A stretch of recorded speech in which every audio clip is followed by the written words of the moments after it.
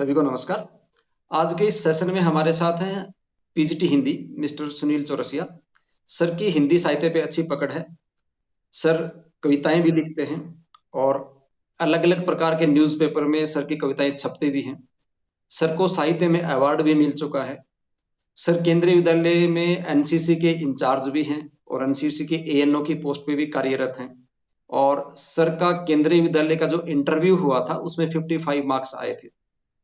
आज का हमारा जो सेशन है ये ऑनलाइन चलने वाला है। सर को मैंने गूगल मीट के ऊपर लिया है, तो मैं रिक्वेस्ट करूंगा सर से कि सर अपने जितने भी वैल्यूएबल एक्सपीरियंसेस हैं वो आपके साथ शेयर करें। मैं सर को स्क्रीन पे लेता हूं और फिर सर आपसे बात करेंगे। अभी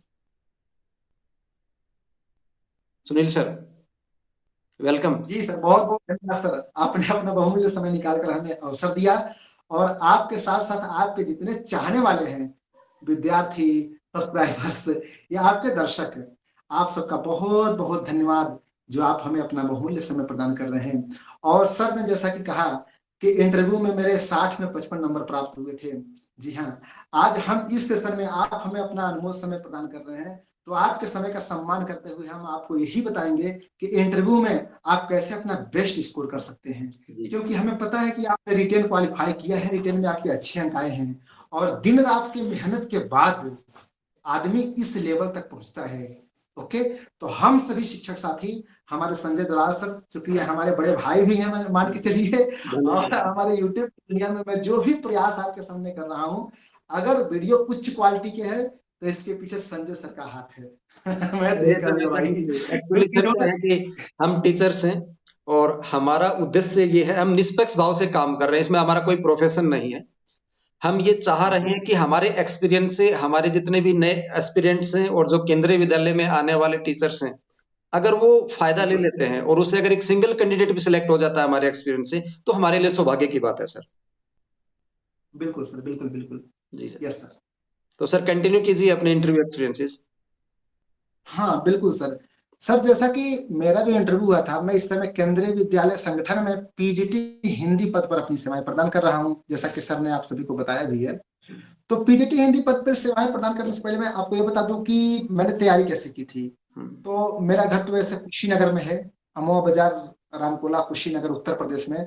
मैंने तैयारी की थी बनारस से, और बनारस में लगभग मतलब कि 2-3 साल तक लगातार प्रयास करने के बाद मेरा मतलब कि चयन हुआ था। दिल्ली में भी डीएसएसबी में टीजीटी हिंदी पद पर, उत्तर प्रदेश में भी 69,000 की जो भर्ती आई थी उसमें भी मेरा मतलब कि मैं भी मतलब मैं सिलेक्ट हो चुका था। और उसी वर्ष 2018-19 में ही मेरा पीजीटी हिंदी पद पे भी हो गया। एक साथ 3 नौकरियां मिली।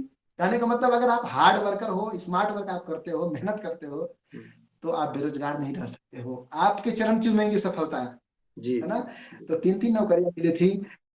तो संजय सर मैं आपसे बता दूं कि जब मुझको मतलब कि मेरा सिलेक्शन हो गया पीजीटी हिंदी पद पर, मैं शॉर्ट लिस्टेड हो गया, ठीक है। तो जब मैं रिटर्न एग्जाम निकालने के बाद जब मेरा नाम आ गया लिस्ट में कि आपका इंटरव्यू होगा लखनऊ में, तो फिर पूरे जोर शोर से मैं गया, पूरे जोर शोर से। और इस समय कैंडिडेट्स के मन में ये चल रहा है कट ऑफ क्या जाएगा, ठीक है।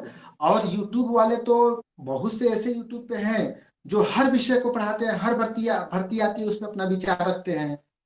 केबी की भर्ती आई है उस पर भी बहुत बड़ा मुंह करके अपने विचार रख रहे हैं, जबकि उनका केबी से कोई लेना देना ही नहीं है, कभी उन्होंने परीक्षा भी नहीं दी है। वो कैंडिडेट्स को डरा रहे हैं कि 130 140 कट ऑफ जाएगा। अरे भैया, जो परीक्षा दे के आया है, जो मेहनत कर रहा है, उसको पता है कि 130 लाने में कितना पसीना बहाना पड़ता है। जी बिल्कुल आप सही। सोचिए अगर कोई यूट्यूबर अगर यूट्यूब पे कह रहा है कि 130 कट ऑफ जाएगा, तो जिसका 125 है, सोचिए उसका सपना, उसकी नींद कहाँ जाएगी, वो कितना बेचैन होगा। इसलिए किसी भी कैंडिडेट की भावनाओं से कोई खिलवाड़ न करे। और हम सभी, संजय सर भी विज्ञान शिक्षक हैं केंद्रीय विद्यालय संगठन में, हम हिंदी शिक्षक हैं, हम लोग जानते हैं कि कट ऑफ 130 140 नहीं जाएगा। मैं अगर अपनी बात करूं, मेरे समय में भी 2018 भर्ती आई थी, मेरा सिलेक्शन हुआ मार्च 2019 में। उस समय में भी संजय सर, लोग अफवाह फैलाते थे कि हिंदी का कट ऑफ 125 जाएगा, 130 जाएगा। मैं कई बार विचलित हो जाता था, लेकिन हमारे साथी, हमारे शुभचिंतक हमसे कहते थे कि चौरसिया जी परेशान मत होइए, आपके 105 106 नंबर हैं, आप तैयारी जारी रखिए, शॉर्ट लिस्टेड होंगे आप। ये उम्मीद हमें देते थे, हमें मतलब एनर्जी देते थे सर। जैसे हम मोबाइल को चार्ज करते हैं, रिचार्ज करते हैं, वैसे हमें भी चार्ज और रिचार्ज होने की आवश्यकता पड़ती है। सर, और हमारे मोटिवेशन साथी जरूर हमें पड़ती है। जी सर, जी। तो मैं अपनी तैयारी को जारी रखा, ठीक? तैयारी को जारी रखा और संयोग देखिए कि कट ऑफ पे मैं आ गया। मतलब जो कट ऑफ था वही मेरा नंबर भी था, 105-6 ही कट ऑफ था और मेरा नंबर भी उतना ही। और उसके बाद से भी लोग विचलित करने वाले आ गए। उसके बाद से भी लोग टॉर्चर करना नहीं छोड़े। अरे आप तो कट ऑफ पे हैं, तैयारी करने से क्या फायदा, वहां पे एक से बढ़ के एक धुरंधर पहुंचेंगे। और हम कई बार सोचते थे सही बात है यार, ये नीचे, हम सबसे नीचे हैं, वहां पे तो हाई वाले भी पहुंचेंगे, तो हाई वाले कम नंबर लाएंगे तभी सिलेक्ट हो जाएंगे। हम कितना खींचेंगे तो भाई नीचे है रिटेन एग्जाम में। फिर भी मैं अपने मन की सुनता था संजय सर। बिल्कुल मन की बिल्कुल। सुननी चाहिए सर। तो मैं हाँ, अपने मन का तो सोचता था। तो मैं तैयारी जारी रखा। साथी हमारे कहते थे चौरसिया जी आप बोलते अच्छा है, और सही बात है मैं संचालन भी करता था। जैसा कि आप सभी को संजय सर ने बताया भी है कि अखबारों में मेरी कविताएँ छपती हैं, तो सही बात है अमेरिका, ऑस्ट्रेलिया, उत्तर प्रदेश, मध्य प्रदेश, बिहार, मतलब सैकड़ों कविताएँ मेरी प्रकाशित हो चुकी हैं, 2 किताबें भी मेरी आ चुकी हैं। पहली किताब 2010 में आई थी स्वर्ग नाम से, और अभी नौकरी मिलने के बाद दूसरी किताब आई है हायर कुमुदनी नाम से। तो हमारे साथी हमारी शक्ति का एहसास दिलाते थे, जैसे हनुमान जी को शक्ति का एहसास दिलाना पड़ा था कि आप 7 समुद्र पार कर सकते हो। हमारे साथी संजय सर हमसे कहते थे कि चौरसिया जी आप क्रैक कर सकते हैं, ठीक ना? तो हमने कहा सही बात है भाई, हम कर सकते हैं, क्योंकि हम मंचों पे बनारस में जब मैं तैयारी करता था 16 देश के विद्वानों के साथ एक कवि सम्मेलन हुआ था भोजपुरी साहित्य को लेकर, उसमें मुझको भी सम्मानजनक स्थान मिला था, मंच पे जगह। साथियों को लगता था कि इनके चौरसिया जी के अंदर में वह सूर्य है जो कहीं भी खड़ा होंगे तो चमकेगा। कहते थे तैयारी कीजिए, तो मैं तैयारी में लगा रहा, कटाफ पे था। और जब पॉजिटिव थॉट के साथ में लगा रहा, और उसके बाद से मैं गया लखनऊ में। लखनऊ में जब मैं गया तो वहां पे 3 गुना बुलाता है। वहां में गया तो देखा कि वाह भाई, किसी का 113 नंबर है, किसी का 117 नंबर है, किसी का 118 नंबर है। ये कैंडिडेट्स भी जुड़े हुए थे, वहां पे पहुंचे थे। मेरा 106 नंबर था। मैं भी एकदम बिंदास था, क्योंकि बिंदास इसलिए भी था संजय सर कि मेरा 2 जगह और हो भी चुका था, और जब हो भी जाता है तो आदमी और पॉजिटिव रहता है, प्लस टेंशन नहीं था ना बढ़ेगा। आपको, कोई टेंशन नहीं था आपको कोई। टेंशन नहीं। हाँ, जी, जी, जी, जी। टेंशन तो था ही। तो मैं सोचा मैं होगा कि नहीं होगा भाई, अपने पूरे दम खम से रहो। हाँ, अब जानिए संजय सर वहाँ पे क्या था कि मैं बायोडाटा बहुत शानदार तरीके से बना के ले गया था। अब बायोडाटा में कैसा बनाया था, बहुत ही प्रेरक, और वहाँ जितने कैंडिडेट थे सबसे अलग। अपने मुँह से बड़ाई नहीं कर रहा हूँ, सबसे अच्छा, सबसे आगे, सबसे अलग बायोडाटा है। क्योंकि जितना देश-विदेश में मुझको सम्मान मिला था, अवार्ड मिला था, प्रमाण पत्र सब लगा दिया था उसमें। कैसे बायोडाटा लिखते हैं, ये मैंने उस वीडियो में बता दिया है, और स्क्रीन पे मेरा बायोडाटा दिखेगा। वहाँ से आप लाभान्वित हो सकते हो, ठीक है? तो वो मैंने दिखा दिया। अब इंटरव्यूअर के सामने जब मेरा बायोडाटा गया, बहुत प्रभावित हुए। अरे चौरसिया जी आपकी तो कविताएँ बहुत दूर-दूर तक छपी हैं। और मतलब ये आप अपने लेवल को इतना ऊँचा उठा दो कि सामने वाला अपने आप को गौना महसूस करने लगे। है कि नहीं संजय सर? इसमें सर मतलब एक बात और भी है। ये जो आपने बायोडेटा वाला पॉइंट उठाया है, काफी इंपॉर्टेंट पॉइंट है। और बायोडेटा एक इंपॉर्टेंट रोल भी प्ले करता है इंटरव्यू के अंदर, क्योंकि आपका पूरा इंटरव्यू की दिशा ही बदल देता है बायोडेटा। तो यहाँ पे जैसे मैंने बिल्कुल। मेरा बायोडेटा है, उसका भी एक्सपीरियंस है, मैंने कई अदर टीचर्स से भी बात की है, हमारे स्कूल के टीचर से। तो वहां से एक बिल्कुल, बिल्कुल, मैंने निष्कर्ष, देखा जी। या वहां से एक निष्कर्ष ये निकला है कि बायोडेटा के अंदर आप अपनी जितनी भी एबिलिटीज हैं, स्किल्स हैं, और जो आपकी ताकत है, उसी को लिखें। बिल्कुल। आप अगर उसके अंदर बढ़ा चढ़ा के लिख देंगे तो वहां पे इंटरव्यूअर फंसा लेगा आपको, इंटरव्यू लेने वाला। क्योंकि बायोडेटा के अंदर से यस। क्वेश्चन पूछता है वो ऐसे ऐसे, और अगर वो कैंडिडेट गलत यस। जानकारी वहां पे डाल देगा, और वहां से अगर वो क्वेश्चन उसने पूछ लिया, तो वो फंस जाएगा, फिर आंसर नहीं दे पाएगा उसका। तो इस बात का, हाँ, हाँ, हाँ, इस बात बिल्कुल। का कैंडिडेट को ध्यान रखना है। हाँ, हाँ, जैसे जैसे हाँ सर, आपने अभी एक बात कही ना, जैसे कि आपका भी यूट्यूब चैनल, सर आपका तो 2 यूट्यूब चैनल है ना, कौन-कौन नाम है उसका? एक तो फिजिक्स नाम से है। एक तो एसडी फिजिक्स के नाम से है, और जी, एक जी, जी। और संजय दूसरा? दलाल के नाम से। तो आपकी मैंने वीडियो देखी थी। हाँ, आपने बहुत इंटरव्यू शेयर किया है। तो अगर कैंडिडेट चाहे तो वहां से भी बहुत मतलब कि एक्सपीरियंस का लाभ ले सकते हैं। तो सही बात आपने कही। जैसे जो मेरा सर संजय सर मैं आपसे बता रहा हूँ, और ये जो हमारे जो दर्शक हैं देख रहे हैं इनसे मैं बता रहा हूँ कि जो मेरा बायोडाटा था वहां से क्वेश्चन कैसे कैसे पूछा था। सर वो जो बायोडाटा था, जितना कुछ मैंने उसमें दर्शाया था ना, सबसे क्वेश्चन पूछा था। कविताएं मैंने लगा दी थी, कविताओं से क्वेश्चन पूछा था कि आपकी ये कविता है, आपने इसको कब लिखी थी। वो टेस्ट भी कर लेते हैं कि सच में आपकी कविता आपकी है कि नहीं। और वहां पे एक से एक विद्यार्थी बैठे हैं, तो आप जो भी लगाओगे उसमें से क्वेश्चन पूछा जाएगा। हमसे उन्होंने कहा कि आप कविताएं कब से लिख रहे हैं, मैंने बताया।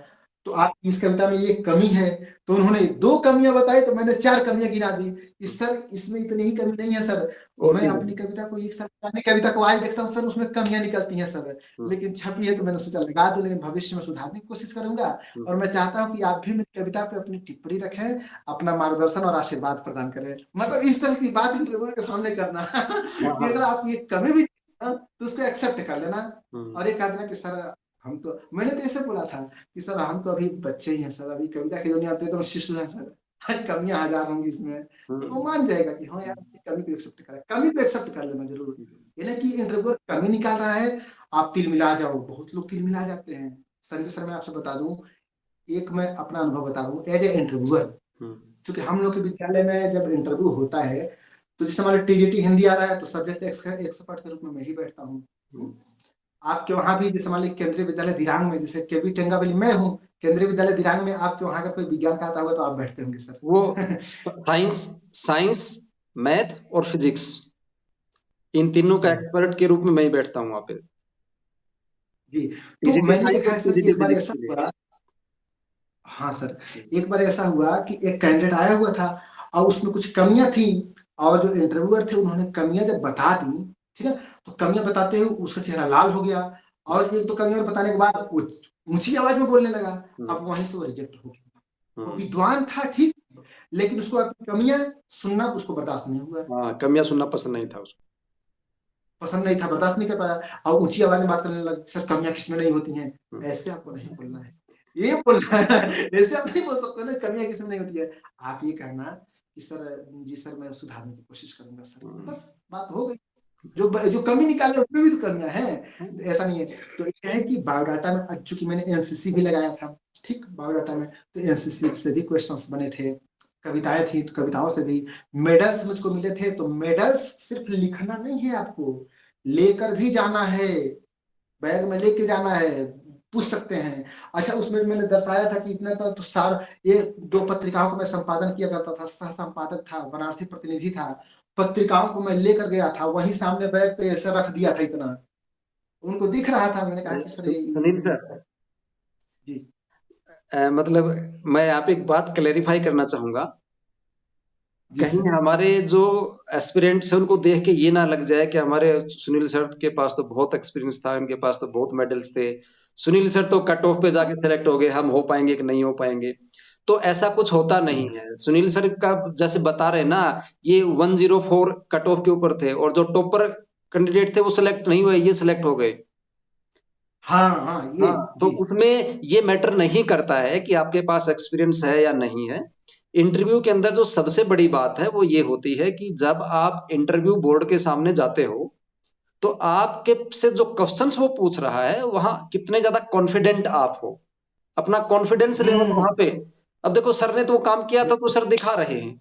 अब आप ये मत सोचना कि हमने तो ऐसा काम नहीं किया, हम तो फ्रेशर हैं, हम क्या करें। फ्रेशर ज्यादा सिलेक्ट होते हैं, एक्सपीरियंस वाले कितने बंदे होते हैं।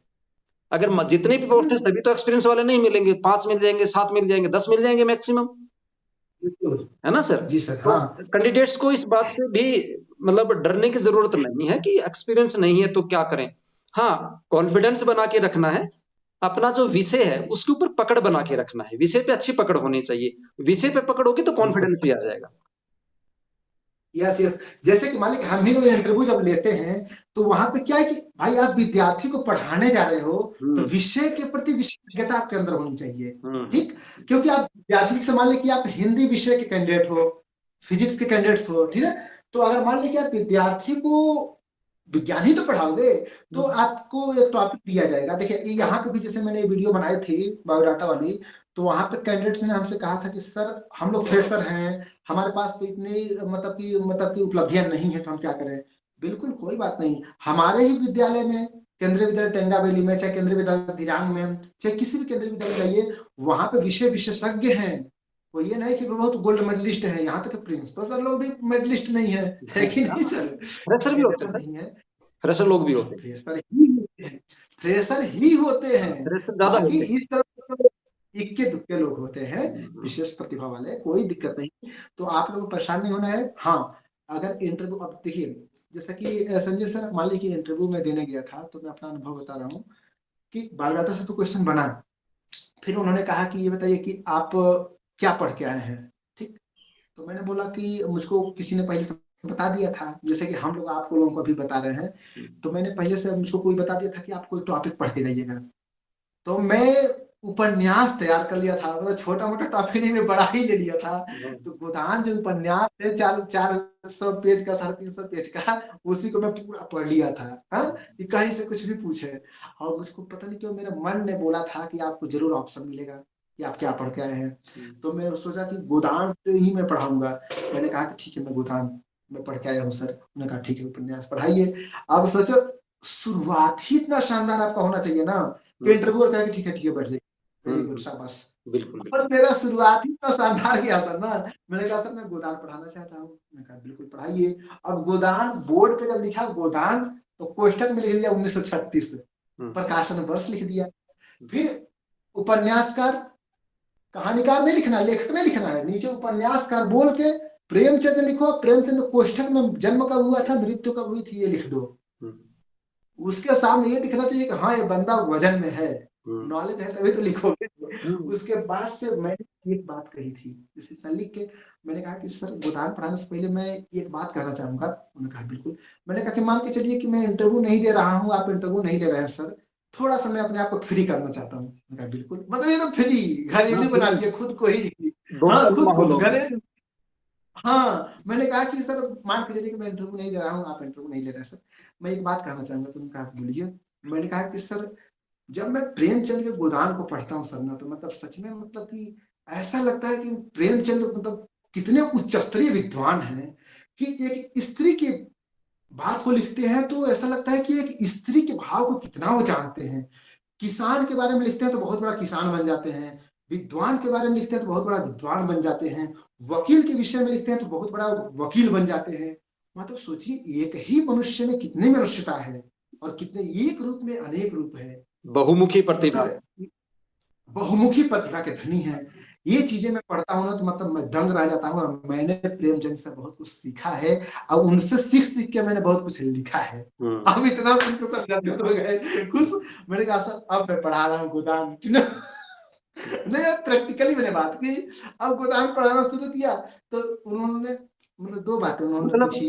आपका जो इंटरव्यू था बिल्कुल दोस्ताना हो गया था ना, दोस्ताना होने से दिमाग फ्री हो गया, बिल्कुल दोस्तों की तरह बात कर रहे थे। एकदम एकदम दोस्ताना। इतनी सर ताली बुझी थी ना, आधे घंटे तक इंटरव्यू खींचा था। कई कैंडिडेट कमेंट करके पूछते हैं कि सर इंटरव्यू कितना टाइम तक चलेगा।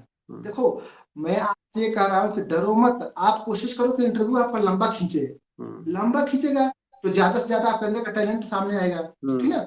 और जिसका इंटरव्यू लंबा खींचेगा उसके सिलेक्शन का चांस बढ़ जाएगा। और अगर आप तुरंत विदाई कर दिए 3-4 मिनट में, तो समझो कि आपका नहीं हुआ है, ठीक है। तो वहां पे जाके इंटरेस्टिंग सब कुछ बना देना, ठीक है। तब मैंने कहा कि सर अब मैं गोदान पढ़ाना चाहता हूँ, परमिशन आपका चाहता हूँ। मैंने कहा बिल्कुल पढ़ाइए। फिर थोड़ा सा मैंने बस 1-2 वाक्य मैंने मतलब कि बोला, और उसको पढ़ाना शुरू किया। तो उन्होंने कहा कि ये बताइए, अब इतना टाइम नहीं होता इंटरव्यूअर के सामने कि आप 40 मिनट पढ़ाओ ना, आपके पास टाइम, है, क्योंकि आपसे पहले 20 लोग जा चुके हैं इंटरव्यू देने वहां पे उस कक्ष में, और आपके बाद भी 50 लोग जाने वाले हैं, ठीक है। तो बस थोड़ा सा टाइम बस रहता है। तो उन्होंने हमसे क्वेश्चन पूछना शुरू कर दिया कि पात्र का नाम बताइए, ये बताइए कि होरी और गोबर में से धनिया किसकी पत्नी है, झुनिया किसकी पत्नी है। अब धनिया झुनिया एक तरह का नाम है, तो इसमें आदमी चक्कर में पड़ जाता है। इससे क्वेश्चन पूछा गया था, ठीक है। अगर आपको पता है तो बताइए, होरी की पत्नी का क्या नाम है, और धनिया की प्रेमी। हाँ, एक चीज वहां था, मैंने कहा कि गोबर की पत्नी का नाम, तो उन्होंने कहा कि ये पत्नी है कि प्रेमिका है, समझ में? अब ये तो जो मैंने ट्रिक लगा लिया था, मेरे दिमाग में पहले से चल रहा था कि इसमें चक्कर में लोग पड़ जाते हैं, तो मैंने ट्रिक बनाया था संजय सर से। मैंने ट्रिक ये बनाया था, जैसे मान लो कि होरी किसान है तो क्या बोएगा, धनिया। और एक स्त्री का झुलनिया किस पे गिरेगा, गोबर पे, तो गोबर की गोबर ठीक ना। तो एक पात्र है गोबर, ठीक ना, तो गोबर की प्रेमिका है झुनिया, ठीक ना, और गोबर की पत्नी है धनिया। तो मैंने कहा कि मुझसे एक मिस्टेक हो गया था, मैंने कहा कि होरी की पत्नी है धनिया और गोबर की पत्नी है झुनिया। तो एक मैडम बैठी थी इंटरव्यूअर में, तो उन्होंने कहा कि ये बताइए गोबर की वो पत्नी है कि प्रेमिका है? मैंने कहा सॉरी मैडम वो प्रेमिका है। हाँ वो प्रेमिका ही होती है, ठीक ना, प्रेम उनके बीच में होता है, ठीक है। तो एक प्रेमिका और पत्नी में क्वेश्चन पूछ लिया था, ठीक है, ऐसे कुछ भी पूछा जा सकता है ना। तो मैं मुझसे गलती हुई थी, तो मैंने कहा नहीं नहीं नहीं सर मैडम वह प्रेमिका है। बेटा बिल्कुल सही, ठीक है। तो इस तरह से आप कुछ भी पढ़ा रहे हो तो ये नहीं कि अब संज्ञा पढ़ाने जा रहे हो तो पूरा संज्ञा के 5 भेद होते हैं, सर्वनाम के 6 भेद होते हैं, पूरा इतिहास नहीं पढ़ाना है। आप शुरू शानदार करो, क्वेश्चन उसमें से बनते जाएंगे। जैसे मान लीजिए कि मैं आपसे क्वेश्चन पूछ रहा हूँ नॉर्मल सा, ये बताइए नदी, नदी कौन सा संज्ञा है और गंगा कौन सा संज्ञा है, दोनों में क्या अंतर है? आप कमेंट बॉक्स में टाइप कर दो। और अगर आपको नहीं पता है तो इस पे मैंने वीडियो बना दिया संज्ञा को लेकर, ऐसे ही आपसे क्वेश्चन पूछा जाता है, ठीक है। सिंपल सा क्वेश्चन, पहाड़ कौन सा संज्ञा है और हिमालय कौन सा संज्ञा है? संज्ञा पता है ना क्या, कितने भेद के, कितने प्रकार के होते हैं? व्यक्तिवाचक संज्ञा, जातिवाचक संज्ञा, भाववाचक संज्ञा, ठीक ना, समूहवाचक संज्ञा, द्रव्यवाचक संज्ञा, 5 प्रकार के होते हैं। इसका अंतर आप लोग जान लीजिएगा। एक मैंने उदाहरण दिया, इस तरह से पूछता है, ठीक है। और बाकी और संजय सर किस पे क्वेश्चन बनता है, थोड़ा आप सुझाव दीजिए। अच्छा, ये तो आपसे बायोडाटा से क्वेश्चन पूछ लिया उन्होंने, जो आपने बायोडाटा लिखा। जी यहाँ पे एक इंटरेस्टिंग बात ये है जो आपने बताई, मेरे दिमाग में भी एक क्वेश्चन आया, कई कैंडिडेट ने ये बात पूछी थी मुझसे कि सर जब इंटरव्यू होता है तो टॉपिक हमें जी हमारी चॉइस से मिलता है या इंटरव्यू बोर्ड अपनी तरफ से देता है? तो बिल्कुल जी सर मैं 8-10 टीचर से बात कर चुका हूँ और सभी जी का एक मिला-जुला रुझान निकल के सामने आया है। जैसे अभी आपने अपना एग्जाम्पल तो दे ही दिया कि आपको उन्होंने बोला था क्या पढ़ाओगे। मैं पर्सनली मेरा एग्जाम्पल लेता हूँ मेरे सब्जेक्ट में, तो मेरे सब्जेक्ट में उन्होंने मुझे चॉइस नहीं दिया था। अपनी तरफ से जो सब्जेक्ट एक्सपर्ट था उसने मुझे एक टॉपिक अपनी तरफ से दे दिया था, बोला ठीक है आप ये टॉपिक पढ़ाओ। मतलब अच्छा जितना अच्छा भी जी मिला-जुला सा रुझान आ रहा है, कुछ कैंडिडेट को उनकी चॉइस दे देते हैं, कुछ को चॉइस नहीं देते हैं। तो आप इंटरव्यू जी की जब तैयारी कर रहे हैं तो कंप्लीटली ये मान के ना चलें कि टॉपिक मेरी चॉइस का ही रहेगा और कंप्लीटली ये भी ना जी माने जी कि इंटरव्यू बोर्ड देगा। तो अच्छा ये है कि आप दोनों परिस्थितियों के लिए अपने आप को तैयार करके रखें। अगर इंटरव्यू बोर्ड अपनी तरफ से देता है तो भी आपको कोई दिक्कत नहीं होना चाहिए। अगर आपका तैयार जी किया हुआ मिल जाता है तो सोने पे सुहागे वाली बात है, फिर तो आप दी बेस्ट कर ही देंगे, उसमें कोई दिक्कत नहीं है। हाँ जी जी। सर एक चीज मैं और जोड़ना चाहूंगा कि जैसे मान लीजिए कि अगर आपको टॉपिक वह दे रहे हैं और उस टॉपिक में आप कंफर्टेबल नहीं हो, ठीक है। जैसे मान लीजिए कि आप मान लीजिए कि विज्ञान के ही शिक्षक बनने जा रहे हैं और मान लीजिए कि आपको उन्होंने कहा कि हृदय के बारे में आप पढ़ाइए और आप पढ़ के गए हैं मस्तिष्क के बारे में, ठीक। तो आप वहां रिक्वेस्ट कर सकते हो कि सर अगर मस्तिष्क कहिए तो हम मस्तिष्क के बारे में पढ़ा सकते हैं, तंत्रिका तंत्र के बारे में पढ़ा सकते हैं। जैसे मान लीजिए कि मेरे साथ आ गया एक और कि आप चूंकि हिंदी पीजीटी हिंदी बनने जा रहे हैं तो आप संचालन करते हैं। मैंने कहा बिल्कुल सर। उन्होंने कहा तो एक सर ने बोला कि चलिए आप सोनल मान सिंह को आप स्टेज पे बुलाइए, ठीक।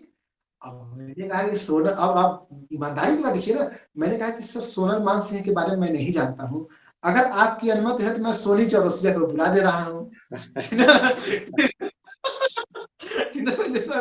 तो हुआ ये कि चूंकि जब मैं बनारस में रहकर तैयारी करता था तो उस समय जब मैं बीएड करता था हरिश्चंद्र पीजी कॉलेज वाराणसी से, तो वही बगल में घासी टोला है काल भैरव मंदिर के बगल में, तो घासी टोला में ही मैं रहता था और वही बगल में 10 रूम के बगल में सोनी चौरसिया का घर है जो कथक नृत्यांगना है।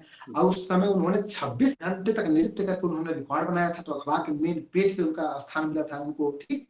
अब मोदी जी ने उनको सम्मानित किया था, उनका संसदीय क्षेत्र भी है बनारस, सम्मानित किया था, तो सब लोग उनको बधाई देने के लिए घर जाते थे, तो मैं भी उनके घर गया था। मैं भी उनके घर गया था, तो इस तरह से सोनी जी को सामने से देखना, उनसे बातें करना, तो आदमी घुल मिल जाता है।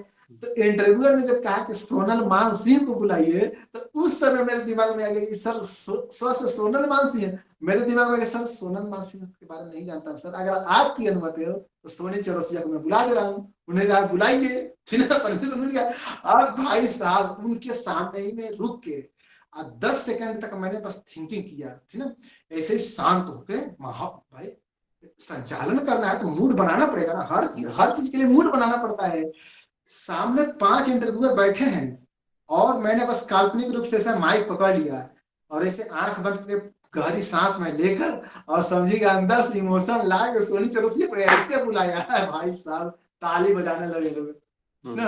उन्होंने कहा गजब आपने संचालन अच्छे के, तुरंत मूड बना लिया ना कि कैसे उनको बुलाना, भाई कथक नृत्यांगना है तो उसके लिए कैसे शब्दों का प्रयोग करना है ना। कोई जरूर नहीं कि आप काव्यात्मक शब्दों का ही प्रयोग करो, लेकिन हाँ उसके लिए उचित शब्दों का प्रयोग करो। मेरे कहने का मतलब ये नहीं कि आपको संचालन करवाएंगे आपसे, मेरे कहने का मतलब आपको जो भी टॉपिक मिल रहा है, जो कुछ भी करना है, घबराइए मत, परेशान मत होइए, रिलैक्स रहिए। उनके सामने आप थिंकिंग कर सकते हो, रिलैक्स रहो। जब थिंकिंग करके बोलोगे तो और प्रभावित होंगे कि देखो बंदा परेशान नहीं हो रहा है, घबरा नहीं रहा है, सोच विचार के बोल रहा है। तो ऐसे आपको करना है। इससे निष्कर्ष ये निकलता है सर कि जब उन्होंने आपको ये बोला कि आप मंच पे बुलाइए, तो मुझे ये लग रहा है, मैं मेरा जो फीलिंग बता रहा हूँ, आप बताना उसके ऊपर। एक्चुअली उसमें वो चेक करना चाह रहे थे कि हिंदी भाषा और भाषा का जो व्याकरण है और जो साहित्य है उसके शब्दों पे पकड़ कितनी है, कितने अच्छे शब्द यूज करता है बुलाने के लिए ये। Yes yes yes. आज दूसरी बात है कि अगर मैं पीजीटी हिंदी शिक्षक बन रहा हूं तो जाहिर सी बात है कि केंद्रीय विद्यालय में आऊंगा तो एंकरिंग करने का अवसर मुझको मिलेगा।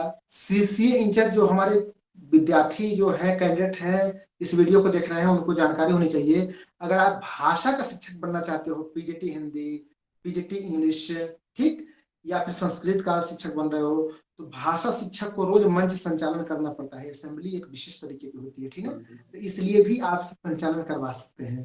तो आप एंकरिंग करने का अभ्यास कर लेना।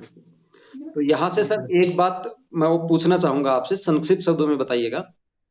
कैंडिडेट इस बात को लेकर चिंतित हैं क्योंकि हम हिंदी भाषा का या फिर जो संस्कृत का देने वाला है, संस्कृत भाषा का इंटरव्यू देने वाले हैं भाषा शिक्षक का, तो हमारा इंटरव्यू हिंदी में होगा या इंग्लिश में होगा? क्या वहां पे इंग्लिश बोलने की बाध्यता होती है या प्योर हिंदी में चलता है? बिल्कुल बिल्कुल, ये तो प्रश्न इतना आ रहा है ना कि मैं भी जो वीडियो अपलोड करता हूँ ना उसमें भाषा को लेकर तो बहुत से प्रश्न आते हैं। बिल्कुल ये प्रश्न बनता भी है सर। लेकिन मैं सभी कैंडिडेट से ये कहना चाहूंगा कि अगर मान लीजिए कि आप विज्ञान शिक्षक बन रहे हो तो आप देखो, भाषा है क्या? भाषा भाव अभिव्यक्ति का माध्यम है। भाषा का मतलब यह है कि आप एक शिक्षक हो तो आप अपनी बात स्टूडेंट के सामने रखो तो स्टूडेंट उस बात को समझ सके। अब देखिए भाषा की बात, भाषा इस बात को लेकर आपको मैं एक बात कह रहा हूं, उससे आपको उत्तर मिल जाएगा। जैसे मान लीजिए आप नॉर्थ ईस्ट में आ रहे हो, ओके, तो नीचे क्या है कि नीचे बच्चों को ये सिखाया जाता है। सर एक्सक्यूज मी, बच्चों 1 मिनट मैं यहाँ पे थोड़ा करेक्शन देना चाहूंगा। हम जैसे यहाँ पे वर्ड यूज करते हैं ना, नीचे वाला शब्द, तो हम तो उसका मीनिंग समझ रहे हैं क्योंकि हम पहाड़ों में हैं, हिमालय की चोटी पे बैठे हैं हम लोग। तो हम लोग एक्चुअली जो प्लेन एरिया है उसको यहाँ पे जनरली, यहाँ पे नॉर्थ ईस्ट के जितने भी लोग हैं बोलते हैं नीचे नीचे नीचे। तो हमें भी आदत हो गई उस शब्द को यूज करने की। यहाँ पे नीचे नीचे शब्द का मतलब है कि जब आप जैसे दिल्ली आते हो, उत्तर प्रदेश आते हो, हरियाणा आते हो, राजस्थान आते हो, ये जो प्लेन एरिया है इनको, ये जो पहाड़ों वाले लोग उसको नीचे बोलते हैं। तो यहाँ पे मैं थोड़ा correction कर दूं कहीं लोग कंफ्यूज ना हो जाए कि आप क्या बोलना चाह रहे थे। बिल्कुल। हाँ तो नीचे का मतलब हम लोग ऊंचाई पे है ना, जैसे हम हाँ 5000 फीट ऊंचाई पे है, तो लगभग 6000 फीट ऊंचाई पे है, ठीक ना। नहीं सर, तो नीचे 6000 नहीं, मतलब हमारा हाइट लगभग 10,000 फीट के आसपास है। मेरा जो हाइट अच्छा, है वो 10,000 फीट है। आपका शायद हाँ, आपका 6-7 हजार फीट होगा, आप जिस पोजीशन पे हो, आपकी जी पोस्टिंग जी। है जो स्कूल तो की, वो आपका शायद 5 या 6 हजार पे, लेकिन मेरा जो स्कूल है वो 10,000 फीट की ऊंचाई के ऊपर है। हाँ, तो इसीलिए तो हम इसीलिए लोग से जो आपको नीचे है, इसीलिए दिखाई, ये जो कैप है ना, ये कैप इसीलिए है। 10,000 फीट ऊंचाई होने का मतलब है यहाँ पे स्नोफॉल हो रहा है। अभी भी आप अगर नॉर्थ इंडिया में जाएंगे, हरियाणा में, उत्तर प्रदेश में, राजस्थान में, वहां पे तो गर्मी हो गई है, हवा, गर्म हवाएं चलनी शुरू हो गई है। टेम्परेचर भी लगभग 35 के आसपास चला गया होगा। जी। और यहाँ पे अभी देखो, तो हम रूम के अंदर बैठा हूँ, स्वेटर पहन के बैठा हूँ और ये कैप पहन के बैठा हूँ। तो ये इसीलिए, क्योंकि बिल्कुल। 10,000 फीट की ऊंचाई है, ये उसी का परिणाम है। और दर्शकों को संजय सर इसलिए बता रहे हैं कि जब आप इंटरव्यू देने जाओगे तो आपके भाषा इसलिए चाहिए, आप बहुभाषी बनो इसलिए, क्योंकि एक ही समय में देखो सर, स्वेटर पहने हुए हैं और मैं थोड़ा सा और नीचे हूँ, मतलब सर और ऊंचाई पे है, मैं नीचे हूँ तो मैं स्वेटर नहीं पहना हूँ। और अगर मान असम में तो लोग बनियान पे बैठे होंगे। तो जिस तरह से भेष बदल रहा है, वेशभूषा, वैसे भाषा भी बदल जाता है, ठीक है। तो जैसे मान लीजिए कि अगर हम दिल्ली में पढ़ा रहे हैं या फिर गोरखपुर में पढ़ा रहे हैं, ठीक, तो वहां पर बच्चों को हम ये पढ़ाते हैं कि बच्चों, सेव को अंग्रेजी में एप्पल कहते हैं। लेकिन अगर नॉर्थ ईस्ट में आ जाओ, अरुणाचल में आ जाओ, साउथ में चले जाओ, तो वहां पे ये सिखाते हैं कि बच्चों एप्पल को हिंदी में सेव कहते हैं। समझ, नीचे के बच्चों को कोई बात, नीचे के बच्चों को हम हिंदी सिखाते हैं। प्लेन एरिया के बच्चों को, हाँ, प्लेन एरिया के बच्चों को हम हिंदी से अंग्रेजी सिखाते हैं। तो इंटरव्यू आप देने जाओगे, तो अगर आप हिंदी विषय अध्यापक बनना चाहते हो तो अभी आपके पास इंग्लिश का ज्ञान होना चाहिए। कहने का मतलब यह है, ठीक है। अगर संस्कृत अध्यापक बन रहे हो तो संस्कृत के साथ साथ इंग्लिश का भी, अच्छा ये नहीं आप परेशान मत हो जाना कि सर हमको तो हम इंग्लिश में बोल ही नहीं पाते हैं। अरे कुछ कुछ वर्ड्स जानो। लेकिन मेरा जो इंटरव्यू हुआ था, मैं अपनी बात कर दूं, तो मेरा जो इंटरव्यू हुआ था तो मैं हिंदी का अध्यापक हूँ। एक सर में इंग्लिश में क्वेश्चन भागा, क्वेश्चन से बहुत दूर भागा, मैंने हाथ जोड़ दिया, गुरु जी ये तो कविता हो गई, हाथ जोड़ दिया है, ये तो कविता हो गई। इंग्लिश में क्वेश्चन दागा, मैं दूर भागा, बैठे बैठे कविता बना दिया। मैंने मैडम से कहा कि मैडम सॉरी मैडम, मैं हिंदी में कंफर्टेबल हूँ। अब सोचो हिंदी में कंफर्टेबल, अंग्रेजी शब्द है ना, तो अगर आप बात में इंग्लिश शब्द का प्रयोग करते हो, नो प्रॉब्लम, कर सकते हो। लेकिन अगर इंग्लिश नहीं बोलते हो तो हाँ बोल दो कि सर मैं हिंदी में ही ज्यादा कंफर्टेबल हूँ, आपसे हिंदी में वहां कोई दिक्कत नहीं होगा ना, क्योंकि भाषा शिक्षक है, हिंदी भाषा शिक्षक है। अगर शुद्ध हिंदी में भी बोलता है तो कोई नेगेटिव पॉइंट उसका नहीं जाने वाला। हाँ, वहां पे वो ये बोल सकता है कि इंग्लिश का कार्य साधक ज्ञान मुझे है, कार्य साधक ज्ञान इंग्लिश का मुझे है, बट क्योंकि मैं भाषा शिक्षक हूँ, हिंदी भाषा का शिक्षक हूँ, तो मेरी जो प्रीफर्ड लैंग्वेज है वो हिंदी ही है। हिंदी है। दूसरी बात, अगर संस्कृत के आप कैंडिडेट हैं तो आपको, जैसे कि मान लिया कि हमारे समाज में संस्कृत नहीं बोला जा रहा है आजकल, तो संस्कृत में आप नहीं बोल पाओगे, हमको पता है। लेकिन कोशिश कीजिए संस्कृत में बोलने की। जैसे मान लिया आप बोल पाओगे तो तभी तो विद्यार्थियों को सिखाओगे संस्कृत में हम कैसे बोलते हैं, समझ नहीं बात को। तो अगर मैं बात यही शुरू किया था कि अगर विज्ञान शिक्षक बनना चाहते हो तो इंग्लिश तो आना ही चाहिए आपको, साथ में हिंदी भी, ठीक है, क्योंकि बच्चों को जैसे समझ में आए उसे आपको समझाना है, ठीक है। मैथ वाले हो तो इंग्लिश तो आपको आना ही आना है, ठीक है।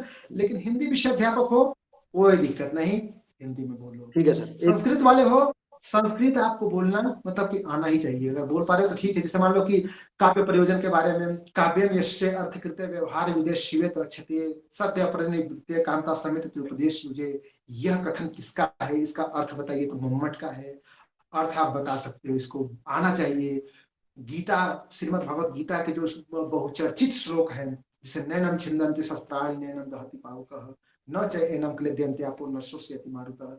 इस तरह के मतलब कि शब्दों को, श्लोक को, लोकोक्तियों को आप याद रखिए, ताकि इंटरव्यूअर के सामने बोलो तो वो सोचने के लिए मजबूर हो जाए कि हाँ इसको हम किस आधार पर रिजेक्ट करें, क्यों नहीं इसे सिलेक्ट करें। कहने का मतलब हमें एक सिलेक्शन ही तो चाहिए, तो आप सिलेक्ट हो सकते हो, ठीक है जी सर। आपका ये जो आपने जो रेड जैकेट पहना है, इसको देखे मुझे क्वेश्चन याद आया। कैंडिडेट ने कमेंट में डाला था कि सर क्या इंटरव्यू में मैं इस टाइप का जैकेट पहन सकता हूँ जैसे आपने अभी पहन रखा है। उसने बोला किसी जैकेट का कोई पर्टिकुलर नाम होगा इसका कोई, बोला क्या मैं ऐसे अपने जो शर्ट के ऊपर जैकेट पहन लो इंटरव्यू में तो कोई दिक्कत तो नहीं होगा।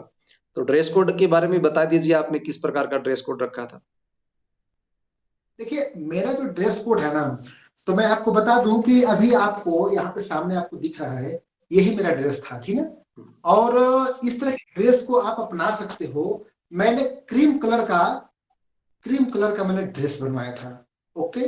और क्रीम कलर का जो मेरा ड्रेस था उसको मतलब कि हमारे साथियों ने भी बोला था कि इस तरह का ड्रेस मतलब ज्यादा चटक नहीं होना चाहिए। ऐसा नहीं जैसे शादी विवाह में हम करके जाते हैं, तो शादी ब्याह में जैसे कि मान लीजिए कि बहुत तड़क भड़क वाला चिमचिम चिमचिम करने वाला इस तरह का नहीं होना चाहिए, नॉर्मल ही रहो। और क्रीम कलर का मैंने थोड़ा येलो टाइप का मैंने बनवाया था। पैंट था सफेद कलर का, शर्ट थी थोड़ा सा येलो कलर का, ठीक है, क्रीम कलर का। इसमें ये भी है कि कैंडिडेट अपने पसंद का कपड़ा भी पहन सकता है। हम यही कहेंगे कि तड़क भड़क का कपड़ा नहीं होना चाहिए, अपनी पसंद का कलर आपके शरीर पे जो सूट करता है वो पहन ले, कोई ऐसा दिक्कत वाली बात नहीं है उसमें। नहीं है। और ऊपर से जैसे मान लो ये सदरे की बात है तो सदरे डाल लो, और कोशिश करो जैसे मान लो कि ये भी तो ठीक ही है, रेड कलर का है, कोई दिक्कत नहीं है, स्वेटर भी डाल सकते हो। देखो कपड़े का बहुत बड़ा इशू नहीं है, हाँ हाँ। ठीक है, कपड़े का बहुत इशू नहीं है। और ये चीज और है, आप अगर टाई नहीं लगाते हो तो टाई लगा के मत जाना, कभी नहीं लगाते हो तो मत लगाना, ठीक है। और उस पर ऊपर से जो ये लगाना है सदरे टाइप का, तो अगर ब्लैक कलर का हो तो बहुत उत्तम है। कुल मिला के आपका ड्रेस ऐसा होना चाहिए जो प्रोफेशनल लगे और आप शिक्षक दिखो। बिल्कुल। लेडीज है तो साड़ी भी पहन सकती हैं, सूट भी पहन सकती हैं, नो प्रॉब्लम, ठीक है। आप किस पे कंफर्टेबल है आप पे डिपेंड करता है, परेशान नहीं होना है। सेंट क्रीम लगाना है, नॉर्मल लगाइए, जिससे किसी को मतलब कि ऐसा ना हो कि अनकंफर्टेबल कोई ना महसूस करे, हल्का फुल्का लगा सकते हैं। जी सर। बाकी मौसम के अनुसार कपड़े पहने तो ज्यादा बेहतर है, क्योंकि मेरे हिसाब से मोस्टली कैंडिडेट्स का इंटरव्यू गर्मी के मौसम में ही होने वाला है। तो गर्मी के मौसम में टाई वगैरह लाके कार्टून बनने की जरूरत नहीं है, अगर आप कंफर्टेबल हैं तो अच्छी बात है, कोई दिक्कत वाली बात नहीं है। तो सर ये तो हमारे जनरल बात हो गई। अब मैं इस पॉइंट पे आना चाहूंगा कि जब आपका इंटरव्यू हुआ था तो उसमें जैसे एक तो उन्होंने आपके जो बायोडेटा था उसमें से क्वेश्चन पूछ लिया कि आप क्या पढ़ाओगे, बायोडेटा में इसको पूछे। क्या आपसे आपका जो हिंदी विषय है, हिंदी विषय के भी कुछ क्वेश्चंस पूछे गए थे? हाँ सर, हिंदी विषय से बहुत से क्वेश्चन पूछे गए थे। जैसे कि मैंने अभी आपको बताया दिया कि गोदान से उन्होंने पूछा था, ठीक। उसके साथ साथ उन्होंने जितना बायोडाटा मैंने लगाया था तो उससे उन्होंने मेरी पढ़ाई लिखाई के बारे में भी उन्होंने पूछा था कि आपकी पढ़ाई लिखाई कहाँ से हुई है। दूसरी बात उन्होंने आपको, अभी देखो मैं भूल रहा था, अभी मैं बता दूं, उन्होंने वो आपसे पूछ सकते हैं कि वर्तमान में आप क्या कर रहे हैं। तो मैं उस समय क्या था कि मेरा एमए भी फाइनल हो गया था, बुद्धस्नाथ उत्तर महाविद्यालय कुशीनगर से फाइनल हो चुका था, बीएड भी बनारस फाइनल हो चुका था। उसके बाद से मैं तैयारी कर रहा था और तैयारी के साथ मेरी पीएचडी की तैयारी जारी थी। तो मैं उस समय काशी हिंदू विश्वविद्यालय वाराणसी में जो हिंदी विभाग है वहां से मैंने हिंदी के लिए, हिंदी विषय से मैं पीएचडी करना चाहता था, वहां से मैंने इंटरव्यू दे दिया था, ठीक। मेरा इंटरव्यू हो चुका था। अब सिलेक्शन के लिए किस शिक्षक के अंदर में रह के मुझको पीएचडी करना है, तो उन्होंने पूछा कि आप वर्तमान में क्या कर रहे हैं, तो मैंने यही बताया था कि मैं पीएचडी करना चाहता हूँ बीएचयू से, और मैंने इंटरव्यू दे दिया है।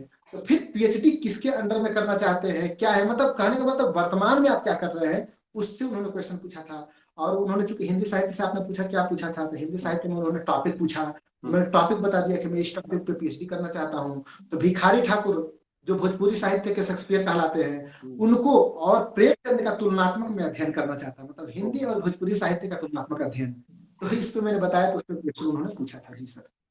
मतलब आप जवाब ऐसा ही देना है जिसमें से अगर वो क्वेश्चन पूछ लें तो इजीली आप उसका आंसर दे दें। बिल्कुल बिल्कुल। अच्छा सर, ये तो आपके बात होगी विषय की। अब मेन बात आती है ब्लैक बोर्ड की। जब ब्लैक बोर्ड के ऊपर आप जाते हैं क्लास को कोई टॉपिक पढ़ाने के लिए, तो आपके पास तो ब्लैक बोर्ड पे तो आपने बताया गोदान, तो गोदान का ही पढ़ाया था या कुछ और टॉपिक दिया था उन्होंने पढ़ाने के लिए? गोदान ही था? उन्होंने कहा, हाँ उन्होंने हमें ही दे दिया कि आप क्या पढ़ाना चाहेंगे, तो मैंने कहा गोदान।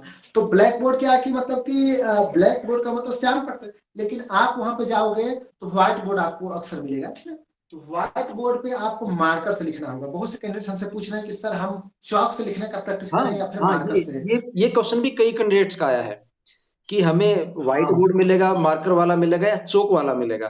तो मेरे हिसाब से तो 50-50 चांस से डिपेंड करता है जिस स्कूल में उनका इंटरव्यू होगा, तो दोनों बोर्ड मिलने की प्रोबेबिलिटी है, तो प्रैक्टिस दोनों बोर्ड पे रहे तो ज्यादा अच्छी है।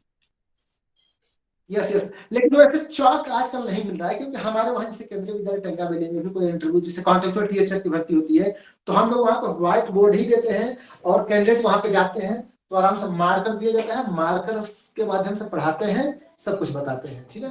एक कैंडिडेट सर नवोदय विद्यालय का कोई कैंडिडेट उसने मैसेज किया था कमेंट बॉक्स में कि सर वहाँ पे हमें स्मार्ट बोर्ड मिला था। तो अब हमें ये नहीं समझ में आया कि स्मार्ट बोर्ड उस व्हाइट बोर्ड को कह रही है या फिर आजकल जो यूट्यूब पे लोग पढ़ा रहे हैं स्मार्ट बोर्ड से, वो हमें तो नहीं लगता सर स्मार्ट बोर्ड उतना हाई क्वालिटी का तो नहीं मिलेगा। वो सर स्कूल ऐसे हैं जो अभी अपग्रेड हुए हैं, ब्लैक बोर्ड जिनके अपग्रेड हुए हैं, ब्लैक बोर्ड से वो ग्रीन बोर्ड पे गए और ग्रीन बोर्ड से आजकल डिजिटल बोर्ड काफी स्कूल्स में आ चुका है। तो कोई ऐसा स्कूल होगा जहाँ पे उनका इंटरव्यू हुआ होगा तो मिल गया होगा, उसमें कोई बड़ी बात नहीं है। लेकिन सर एक हमारे जो कैंडिडेट्स हैं, मान लें कि इनकी आर्थिक स्थिति इतनी भी हाई क्वालिटी की नहीं है कि ये डिजिटल बोर्ड खरीद सके, उस पर प्रैक्टिस कर सके। और जिनके हाई क्वालिटी का मतलब कि आर्थिक स्थिति हाई है, वो भी डिजिटल बोर्ड नहीं खरीद पाएंगे इतने के लिए कि प्रैक्टिस कर सके। तो परेशान होने की आवश्यकता नहीं है, आप व्हाइट बोर्ड भी मार्कर अच्छा से है, प्रैक्टिस व्हाइट बोर्ड कीजिए। पे प्रैक्टिस कर ले वही अच्छा है। हाँ हाँ, बस वही वही जी तो सर। सर आपका जो इंटरव्यू रहा है, पूरा इंटरव्यू, इसमें आपका कोई ऐसा क्षण है जो आपके मेमोरी में अभी भी हो, याद में अभी भी हो, कि वो एक विशेष क्षण था जिसकी वजह है ना काफी वहां पे या तो टेंस माहौल हो गया हो, या ज्यादा मतलब हंसी मजाक वाला माहौल हो गया हो? क्योंकि पूरे इंटरव्यू में कोई ना कोई एक पॉइंट ऐसा रहता है, या तो जिसकी वजह से टेंशन हो जाती है रूम के अंदर, या उसकी वजह से रूम के अंदर कोई हंसी वगैरह ऐसा कुछ माहौल हो जाता है। जी जी जी, बिल्कुल बिल्कुल। सर जब मेरा इंटरव्यू हुआ था तो एक ऐसा माहौल आया था सर, आप सही मतलब बहुत मुद्दे की बात आपने पूछी है। एक ऐसा माहौल आया था, उन्होंने हमसे पूछा था कि ये बताइए आप कविता लिखते हैं? मैंने कहा जी मैडम, मैं कविता तो लिखता हूँ। तो उन्होंने कहा था कि कोई ऐसी कविता सुनाइए जिसको आपने अभी लिखी हो और जो आपको सबसे पसंदीदा वो कविता हो, ठीक है। तो मैंने कहा कि ठीक है मैडम, मैं सुना सकता हूँ। तो एक मैंने कविता लिखी है जिसका नाम है आओ पढ़ाई कर लो बेटी, ठीक है सर। तो उन्होंने कहा ठीक है वो कविता आप सुनाइए। और मैंने कई वीडियो में उस कविता की मैंने चर्चा की कि आओ पढ़ाई कर लो बेटी नामक कविता मैंने सुनाई थी इंटरव्यूअर के सामने। तो कैंडिडेट्स ने कहा कि सर वो कविता आप वीडियो में नहीं सुनाते हैं। मैंने कहा बिल्कुल क्यों नहीं, अगर संजय सर अगर आप कहें छोटी सी कविता है सुनाइए जिसको मैंने सुनाइए। इंटरव्यू, जी वो ऐसी कविता है जिससे मतलब कि ताली भी गुंजी थी और उन लोगों के दिलों में मैंने स्थान भी बना लिया सर। मतलब अगर सिलेक्शन चाहिए तो इंटरव्यूअर के दिल को जीतो, चाहे जैसे भी हो, ठीक है। और चाहे जैसे का मतलब ये थोड़ी है कि उनकी झूठी बड़ाई करके, ना बाबा ना, अपने टैलेंट से जीतो, अपनी क्वालिटी से जीतो, ठीक है। तो उन्होंने कहा ठीक है कविता सुनाइए। मैंने कहा ठीक है मैडम। तो मैं उस समय ऐसे ही बैठा था संजय सर, ऐसे बैठा था। मैंने कहा ठीक है सुनाइए। तो चूंकि जब कविता सुनाता हूँ ना तो एक मतलब कि मूड में सुनाता हूँ। मैंने कहा कि सर मैं खड़ा होकर सुनाना चाहता हूँ। उन्होंने कहा कि क्यों बैठ के नहीं सुना पाएंगे? मैंने कहा नहीं सर, थोड़ा खड़ा हो जाए तो ज्यादा कंफर्टेबल लगता है, ठीक है। ठीक है संजय सर। मैंने कहा कि सर अगर खड़ा हो, तो उन्होंने कहा ठीक है खड़ा होकर सुनाइए। तो मैं खड़ा होकर मैंने कविता सुनाई थी, और कविता आप भी सुनिए। मैंने कविता सुनाई थी, वो जो मेरी दूसरी कविता किताब छपी है हाय रे कुमुदनी नाम से, इसमें कविता छपी है कि छोड़ो चूल्हा चौकी रोटी, स्त्री शिक्षा को लेके है। छोड़ो छोड़ो चूल्हा चौकी रोटी, आओ पढ़ाई कर लो बेटी, आओ पढ़ाई कर लो बेटी। घर का बाद में करना काम, घर का घर का बाद में करना काम, जग में रोशन कर लो नाम। और विदुषी बन महको ज्यों फूल, लो बस्ता जाओ स्कूल। विदुषी बन महको ज्यों फूल, लो बस्ता जाओ स्कूल। और पढ़ो लिखो छूलो नभ चोटी, छोड़ो चूल्हा चौकी रोटी, आओ पढ़ाई कर लो बेटी। और अगला बंद है कि नहीं हो तुम बेटों से कम, नहीं हो तुम बेटों से कम, शक्ति स्नेह का हो संगम। और दम दिखा दो अपना जग में, दम दिखा दो अपना जग में, पूरा कर लो सपना जग में। और बड़ी हो तुम, बहुत बड़ी हो, बड़ी हो तुम, बड़ी हो तुम दुनिया है छोटी, छोड़ो चूल्हा चौकी रोटी, आओ पढ़ाई कर लो बेटी, आओ पढ़ाई कर लो बेटी। ये मैंने कविता सुनाई थी। वाह सर, शानदार, बहुत शानदार। और उन लोगों ने बहुत तालियां बजाई थी, उन्होंने कहा चलिए बैठिए, बहुत खुश हुए थे लोग जी। तो सर ये तो आपका इंटरव्यू एक्सपीरियंस काफी शानदार रहा, और क्योंकि आप तो अनुभवी थे, तो हमारे जो फ्रेशर कैंडिडेट हैं उनको आप क्या सजेस्ट करना चाहेंगे, क्या सलाह देंगे उन्हें आप? देखो उनको मैं यही सलाह दूंगा कि देखो ये तो सही बात है, ये प्रश्न बनता है कि हमारे पास तो किताबें छपी है, बहुत इफेक्ट है, ठीक है सही बात है। लेकिन हम आपको यह सुझाव देंगे कि आपके पास जो प्राप्त है वो पर्याप्त है ना। जो प्राप्त है वह पर्याप्त है, और आपके पास जितना कुछ है ना वो पर्याप्त है। और उसी को आधार बनाकर उसी को सॉलिड कीजिए। क्यों? क्योंकि किसी भी विद्यालय में एक कवि का सिलेक्शन नहीं होता है, एक शिक्षक का सिलेक्शन होता है। का सिलेक्शन? और ये थोड़ी कविता सुना के मैंने सिलेक्शन ले लिया। नहीं नहीं नहीं। जी मैं विश्व को भी मैंने ऐसे पढ़ाया था कि वो लोग दंग रह गए थे। हाँ जी। आप अपने विषय को ऐसे पढ़ाओ, चुटकुला सुना के थोड़ी कोई नौकरी पा जाता है। एक से एक हास्य कलाकार बैठे हुए हैं, नहीं सिलेक्शन हो पाता है। नहीं नहीं एक से एक आप देखते हुए ना, आप लोग दुनिया में देख चुके हो, एक से एक मेडलिस्ट बैठे हुए हैं, बेरोजगार बैठे हैं, नहीं होता है। जब आप अपने विषय का विशेषज्ञ हो जाओगे, आपका सिलेक्शन तुरंत होगा। ओके। और आपको देखो, सबसे पहले मैं बात बता दे रहा हूँ, अगर आप एंट्री करना, तो एंट्री करने का बहुत असर होता है। मैं आपसे बता दूं, आप फ्रेशर हो, आपको मैं बता रहा हूँ, घबरा के नहीं, चेहरे पे 12 न बजाओ, पहली बात तो क्योंकि ये है। चेहरे पे 12 वहां पे साइकोलॉजी का एक्सपर्ट बैठा होता है, मनोवैज्ञानिक बैठा होता है, चेहरा पढ़ लेता है वो आप किस मूड में अंदर रूम के अंदर गए हो। किस लेवल के हो भाई, ये भी जान जाता है क्या, किस स्वभाव का है। इंटरव्यू में आपका व्यवहार ही तो देखा जाता है, क्योंकि आप शॉर्टलिस्टेड हो गए हो, तो विद्वान आप हो। वहां विद्वान तो नहीं, बट वहां पे आपका व्यवहार देखा जाता है। तो एंट्री कीजिए, स्माइल पास करते हुए जाना, ठीक। और एंट्री करते हुए सबके सबसे आई कांटेक्ट कर लेना झटके में, ठीक है। और सबको जरूरत नहीं कि गुड मॉर्निंग सर, प्रणाम सर, नमस्ते सर, ऐसे नहीं। ये हंसी का पात्र नहीं बनना है कि 5 लोग बैठे हैं, 5 बार सिर झुकाए, नहीं। आप बोल सकते हो good morning to all of you. आप सबको सादर प्रणाम, ऐसे भी बोल सकते हैं, आप सबको सादर प्रणाम, ठीक है, विनम्रता के साथ। और एक चीज और है कि थोड़ा सा अगर मान लो कि नमस्ते, जैसे मान लो एक हाथ में आपका फाइल है, तो ऐसे पकड़े हो, तो इसी हाथ से आप ऐसे अभिवादन करो, थोड़ा सा झुक जाना कि आप सभी को सादर प्रणाम, सुप्रभात सभी को, ठीक है। और सभी को बोल के फिर आई कांटेक्ट सबसे कर लेना स्माइल के साथ, तब कहेंगे बैठिए। तो बैठने का बहुत लोग मैं देखता हूँ यूट्यूब पे इतना लेंथी सर बना देते हैं ना, कि जाना तो कुर्सी को वैसे पकड़ना तो वैसे करना, नहीं बच्चा कुछ भी नहीं करना है। इतना आप बच्चे थोड़ी हो, अरे कोई है थोड़ी कि कुर्सी झटका से खींचेगा, कुछ नहीं, आराम से जाइए, जैसे आप घर में बैठते हो वैसे ही बैठो भैया। बस इतना ये है कोई कि नहीं है कि कुर्सी पे फैलना नहीं है, कहीं फैल के बैठ जाए कुर्सी पे, ऐसे थोड़ा सा डिसेंट वे होना चाहिए बैठने का। सर ऐसा कोई नहीं करेगा सर वहां पे, क्योंकि वहां पे जाते ही आदमी इतना सीरियस हो जाता है ना, कोई फैलेगा नहीं। लेकिन इतना जरूर है कि आप इतना मतलब डिसिप्लिन में मत आ जाना कि आप आधा सूझबूझी खो दो, ऐसा कुछ हाँ, नहीं है। बिल्कुल हाँ अपना सामान्य व्यवहार रखना है, नॉर्मल नेचुरल जिसको बोलते हैं ना, बनावटी नहीं दिखना है हाँ, वहाँ पे, बनावटी नहीं दिखना है। बनाओ, हाँ एकदम नॉर्मल से जाओ, धीरे से कुर्सी किनारे करो, आराम से बैठो, रिलैक्स होके अपना फाइल को, क्या मैं इस पे रख सकती हूँ, परमिशन ले लेना।